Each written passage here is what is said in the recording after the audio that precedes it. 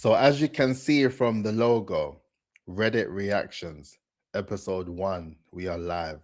And I'm really excited to share this new series with you because I was thinking about dropping it for a while, but I wanted to think about the best way to do it. And with Reddit, it's a growing platform, as you would know from my last video. And I use it all the time. I'm in so many different sort of groups as well. And it's a place where I get to learn from people and I get to even have the opportunity to share my expertise and to share my insights as well. So with that, there's so many different sort of scenarios, topics, dilemmas, all those sort of things. And I was just like, you know what? Let me actually experiment and start dropping some new content on this platform where I can actually have a read of some actual scenarios and just share my real sort of thoughts on it in real time, right? And I wanted to make sure that I do it properly. So with the episodes that I'll be putting out from now, all of the scenarios and the topics and these sort of things that I'll be sharing with you all, they're all approved. I got approval from the actual user and they said they're happy for me to share it and they're happy for me to sort of share my expertise and to even just talk about it and share their handle as well on these videos as well because I want to do it properly. And there's so many different things as well. I don't want to be abusing like people's actual lives for content. So I wanted to make sure that I actually get the approval of the topics that I'll be having a read through and just sharing my sort of insights. And yeah, I'm looking forward to it as well. And I think it's also useful from the lens of just having different sort of topics to discuss and talk about. Obviously, as you know, personal branding, brand authority, business branding, PR, marketing, AI, that's all my remit. Those are the things that I love, that I'm passionate about, and what pays the bills. But with that, there's so many sort of variations of the intricacies of all these different things as well. And I suppose everyone has different experiences and everyone's in sort of different levels in their careers or in different sort of stages in their lives. I wanted to sort of just go through it and share sort of my thoughts on these as and when, to be fair. So please like, comment, and subscribe if you think this is a good idea. And yeah, please, if you're looking forward to this particular series, let me know in the comments and I'll be sure to drop them as regularly as I can. But for now, it will be ad hoc, as and when. As you know, I'm dropping content every day, so you never know when it will drop, but I'll make sure that it drops in good time.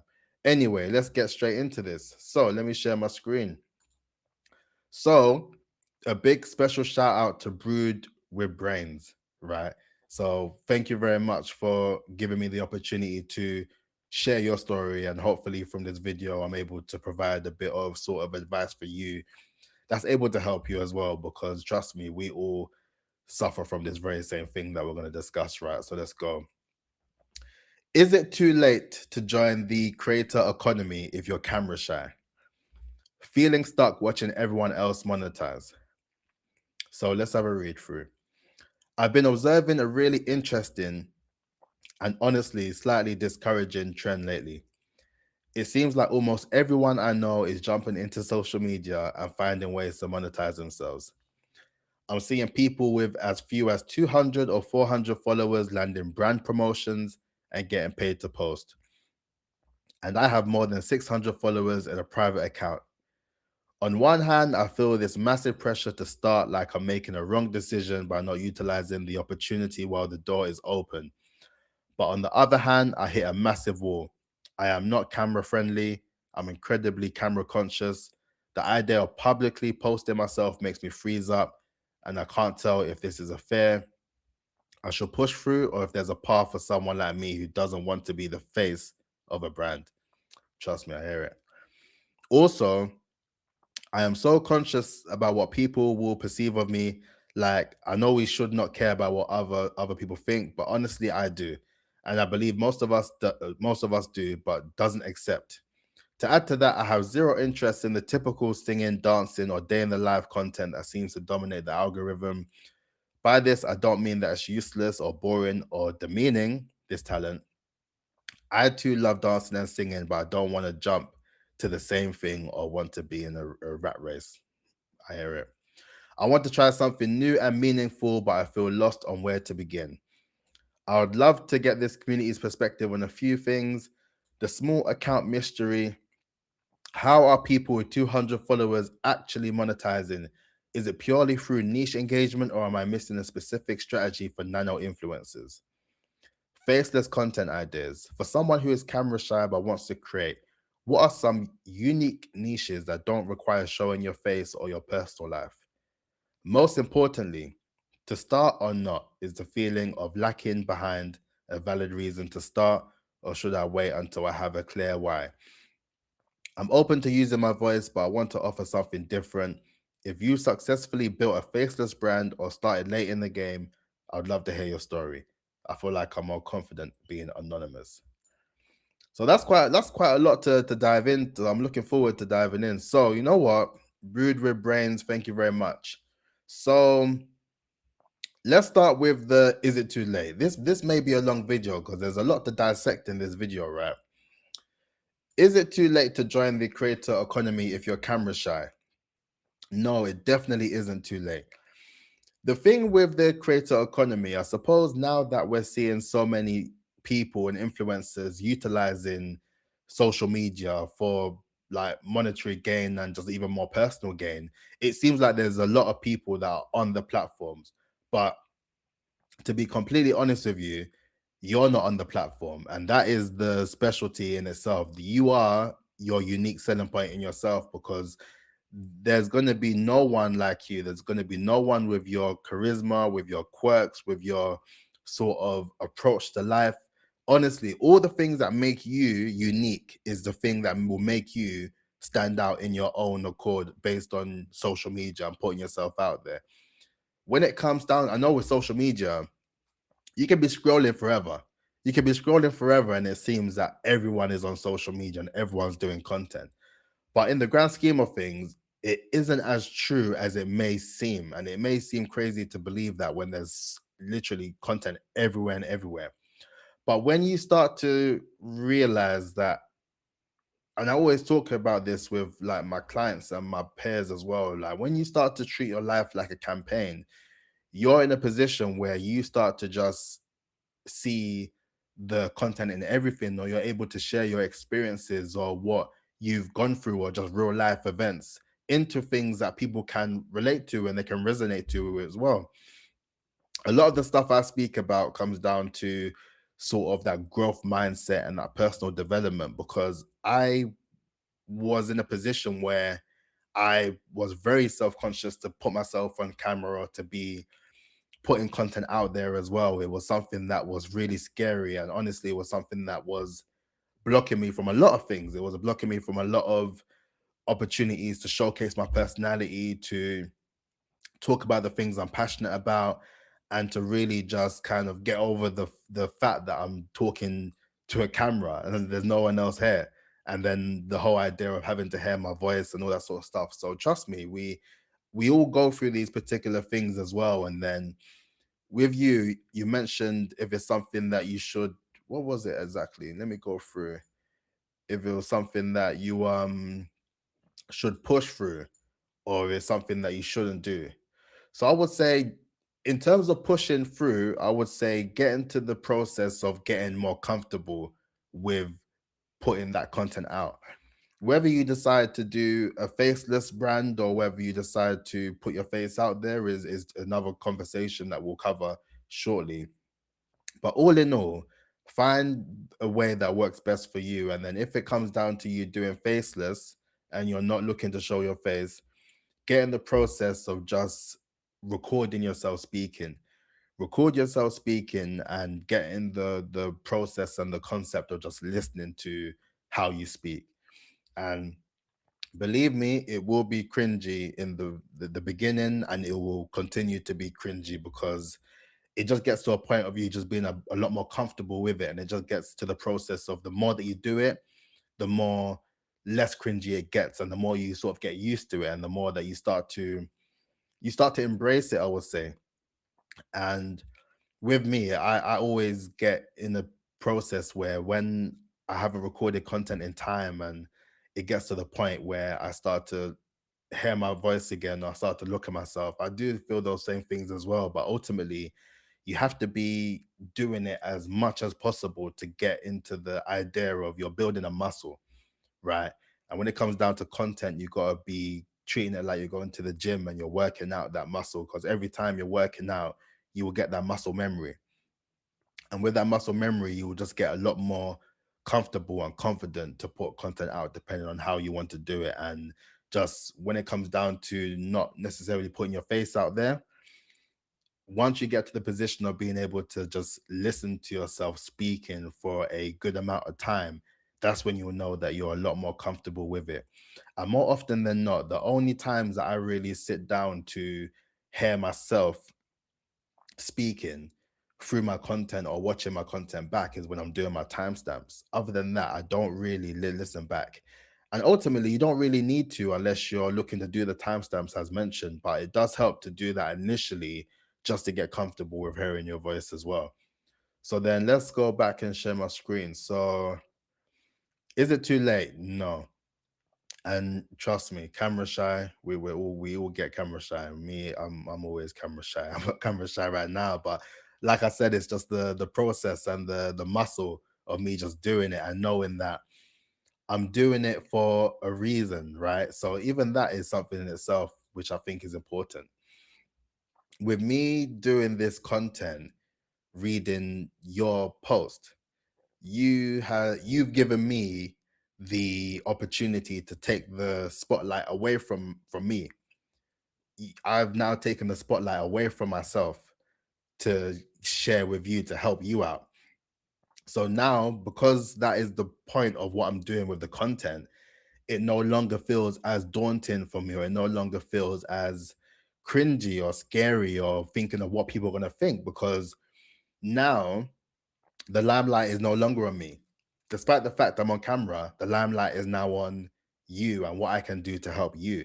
So now you're the focal point in terms of my objective, in terms of what I'm doing for this content.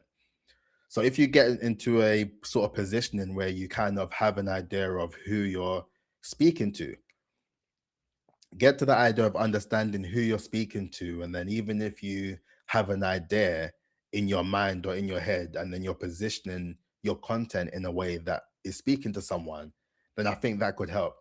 And to be honest, a lot of the times when I'm doing the content or I'm speaking about particular sort of areas in my life or things that I've kind of went through or things that I've kind of learned within my job or my career, I always think of it like I'm talking to a younger version of myself, where I'm giving that person the sort of insights and the gems and the know-how that they would have wished they had at the time and they didn't. So it's like I'm providing that sort of experience and that wealth of knowledge and insights that I have now to my younger self or to my audience or to you. So with that, that is a way that I personally use that as a way to be more comfortable on camera, because I'm taking that spotlight away from me. And it's no longer about me. I'm more really a vessel just providing this advice and insights to help you on your journey, if you understand what I mean. So that's one thing I think is important to cover. So let's see. It seems like everyone is, let me see what else was there. Um You know what? Actually, before I even go to the bullet points as well, I would say if you are someone who does not want to put themselves out there as in terms of showing their face, are you good with your hands in that sense? Because in that case, there's so many various different things that you can do that can allow you to showcase your voice and your story without having to show your face. Puzzles, for example. There's so many ideas of people doing puzzles and all you're seeing are their hands, but then people they're doing their voiceovers and they're speaking through the concept. That is something you can do. Knitting, are you someone that likes to knit? That could be another way of you pointing the camera towards your hands and developing a design. and just doing it at a faster rate or faster speed as well. So that way the video isn't necessarily long. You can do a sort of times 5 times 10 of you doing these things with your hands and just talking about just things that you find interesting. And as long as you find it interesting, there will be people on the internet that will find it just as interesting as you, believe me. And that's the whole point of now, a lot of the time is called interest media. Now with social media, it's all about what people are interested in now. But back in the day with social media, you would have usually seen the sort of close people around you, your circle of friends that you're connected with. You would have seen a lot of their content, a lot of their posts.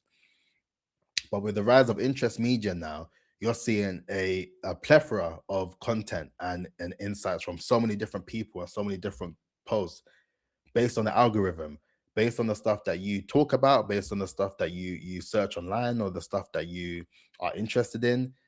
That is based on now on the algorithm of interest media. So it doesn't matter what you do. It could be you cooking, it could be you doing someone's hair. Honestly, it could be literally anything of you using your hands and showcasing your insights and your passion and your sort of your talents in that sense. If it's something that you particularly enjoy doing with your hands and you don't want to show your face, then honestly, you doing that and then just showcasing and talking about your life is a great way to get started. And then when you just get more comfortable and confident with that, hopefully you're in a position where you kind of want to show your face and want to show more to the brand as opposed to just the sort of voice as well. But that's definitely a strong part that you can start from the initial beginnings as well if you want. Let's share the screen. So, was there anything I missed up here?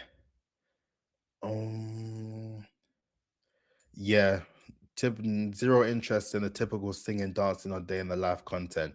And yeah, that's the thing. It doesn't have to be like that anymore. It doesn't have to be like that anymore with that level of content. And it's evolved over time. It's evolved over time. And I suppose TikTok is to blame for all of the sort of dancing and singing and all that sort of stuff. But either way, you can do anything nowadays on social media. You can do anything. There's the whole sort of trend of what is it, raw dogging, when you see the people on the plane just staring at the blank screen, or people just standing there for just for views, and that's it. That's all they're doing.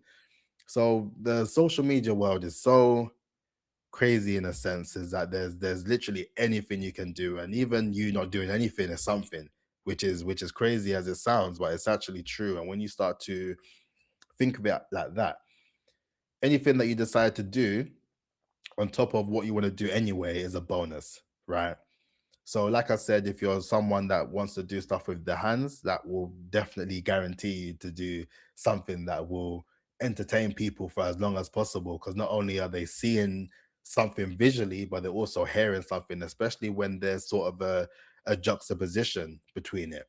There could be something that you're doing, for example, the knitting, and then you're doing a story time of your life or work or any of those particular things. So it's like an interesting thing because someone is watching the development of one thing, but at the same time they're hearing about another topic. And then just that sort of difference in sort of what you're hearing and what you're seeing is enough to get people involved and invested, because they're thinking, I don't know what this person's going to be building now, and I don't know what story they're going to say next, but I am guaranteed to be locked in because I want to know what, firstly, they're going to be building, and secondly, what they're going to be talking about. So when you learn to split those into two sort of ideas that you can implement, then I think that's a sure way to really boost what you can be doing with creating content for yourself, right? All right, let's go. So let's start with the small account mystery, because this one is an interesting one. How are people with 200 followers actually monetizing?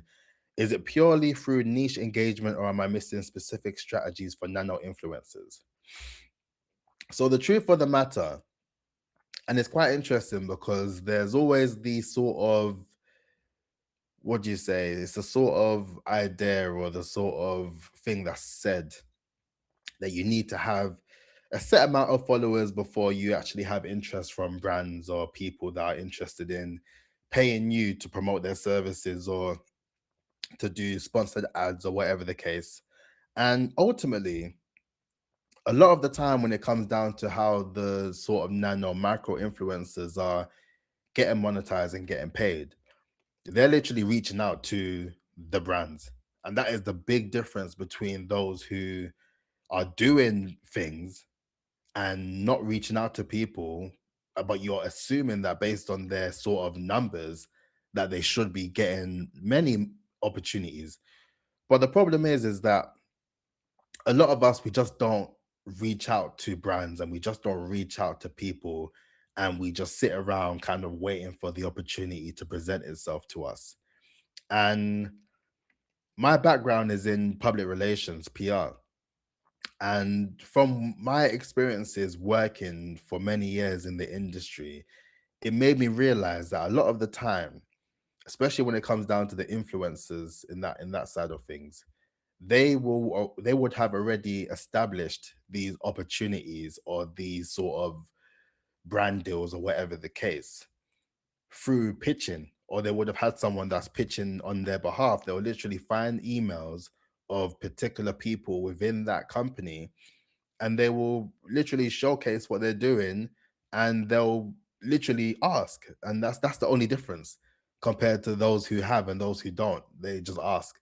And sometimes it's a case of asking more than once, and you have to be quite intense, and you got to be kind of disciplined in the approach of pitching yourself to brands or to people in order to be seen as someone that is worth hearing from, or someone that's worth being working with. You know what I mean? So with that, I think it really comes down to the element of just them pitching themselves early rather than waiting for them to reach a certain number in order to get those opportunities. So, like I said, with those particular things, hopefully I've given you a bit of ideas that you can incorporate. But whatever it is that you decide to do, that's when you need to start looking at those particular sort of companies or brands or people within that particular niche or that particular thing that you're doing or that you're passionate in or that you're interested in, that you're showcasing in the video anyway. And then from you doing that, and then when you get into the flow of doing that, and then you actually have content that you can actually reach out to people on social media via email, sharing your content, then automatically you're in a position where people can see that you are who you say you are. You actually have the back catalog of content. And that's why I say, especially with the back catalog, the sooner that you get started, don't even worry about the views. Don't even worry about the views. I'm sure that one of my videos has like 4 views and it's been on YouTube for like a couple weeks. But that's the point. The point is that you don't worry about the views.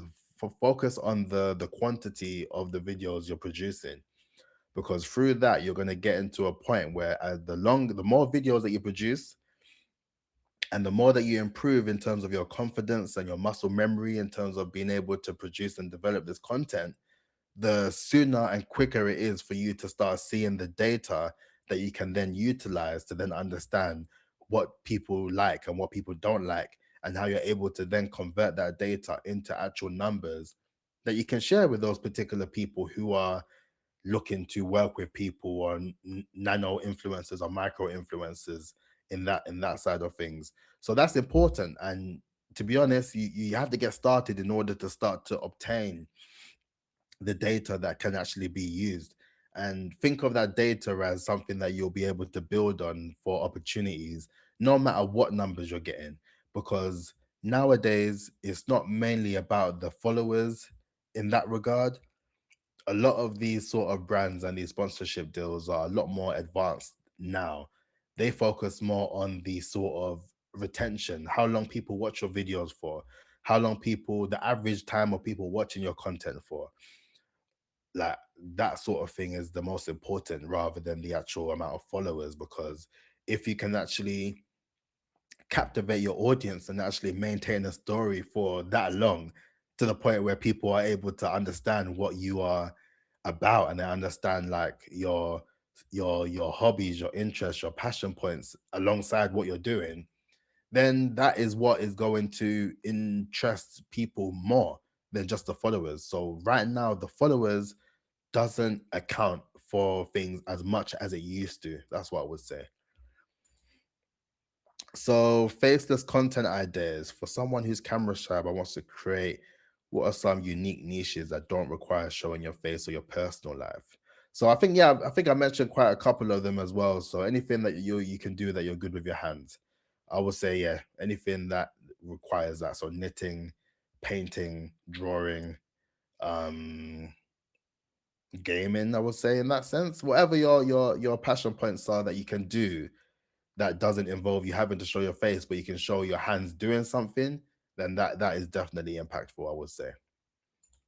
So, most importantly, to start or not, is the feeling of lacking behind a valid reason to start, or should I wait until I have a clear why? Oh, that is a good question. Is the feeling of lacking behind a valid reason to start, or should I wait until I have a clear why? What I would say for that is there's two ways to go about it. Sometimes not every you may be waiting a long time to get to the point of understanding what that why is. It may take a while, and the reason why is because no pun intended, the reason why. But the reason why is because when it comes down to these particular things that you want to do, a lot of it that's blocking you is the fear.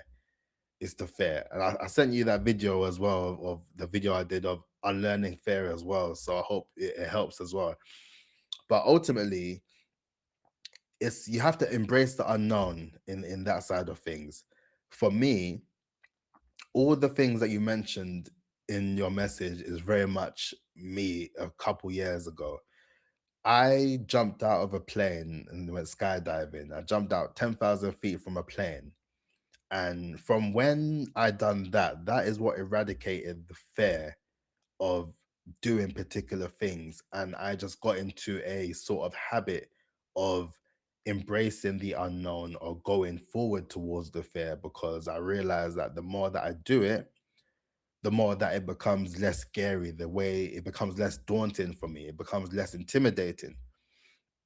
So with that, you could wait for a while, but there's no guarantee of what that why will be until it eventually happens. And by then, you could be waiting for a few months or you could be waiting for a few years.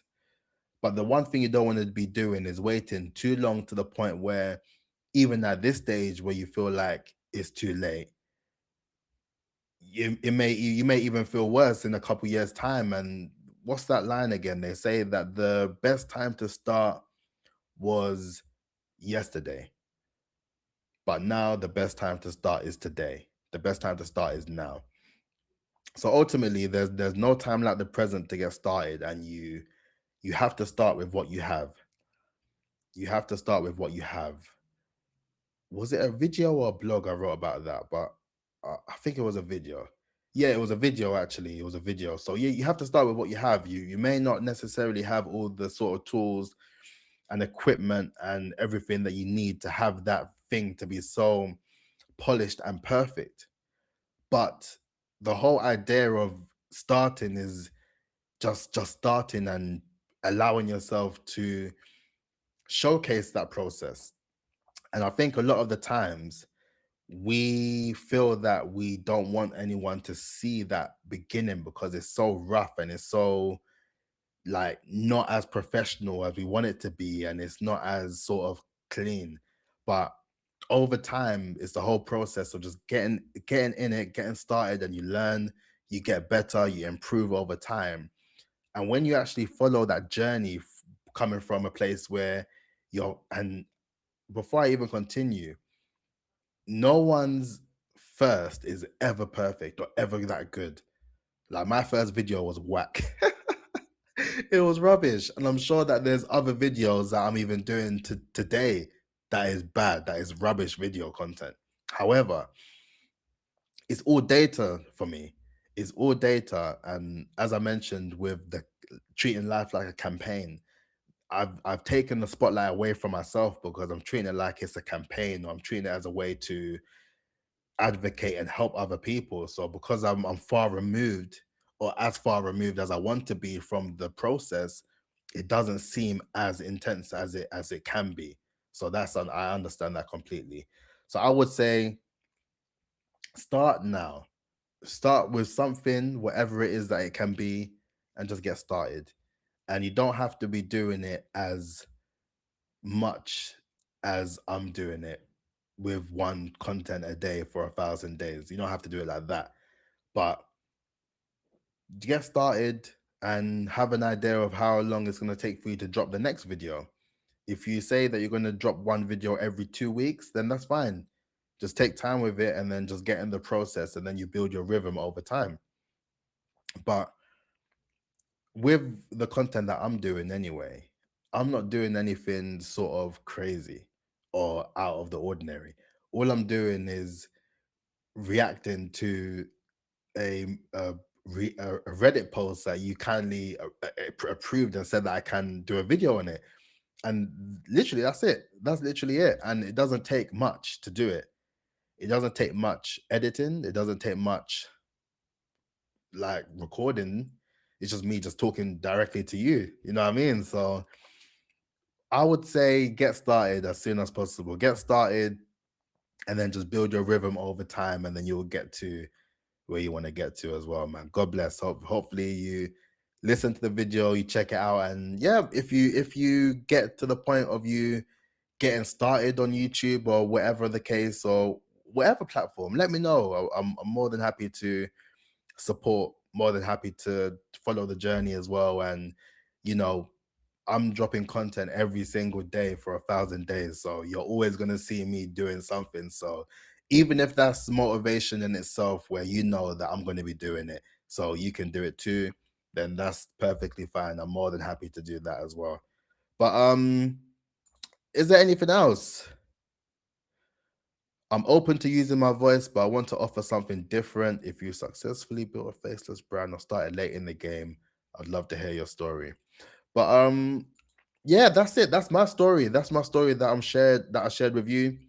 And yeah, I hope it helps, and I hope that you get to a place of that confidence of producing that content, because trust me, it can be hard and it can be scary and it can be very daunting. But I assure you, once you take that path and you take that first step into producing content and getting into your groove, you'll think back and you'll think, I don't know why I was so sort of scared to do it in the first place. And that's exactly how I felt when I first started doing it. Like it was that bad where my hands were all like palms are sweaty, like literally, like it was very much a thing I really had to unlearn and get over to get to this point now. So I'm not saying that it's easy, but it does get easier over time, right? So yeah, that is the first episode of Reddit reactions. I thought it went pretty well. I thought it was quite good. But yeah, if you like the video, like, comment, and subscribe. If you resonate with what I said, or you resonate with the actual question at hand, then also, yeah, man, you can do it as well. Trust me, you can build that content. You can build what it means to build your sort of business brand, your personal brand, and really just give it a good go. Don't wait for perfect, otherwise you'll be waiting forever, right? So yeah, if this inspired you, motivated you, whatever the case, then please like, comment, and subscribe. And I'll catch you tomorrow. It may not be episode 2 of Reddit reactions, but it will be coming soon. But look after yourself. Peace out.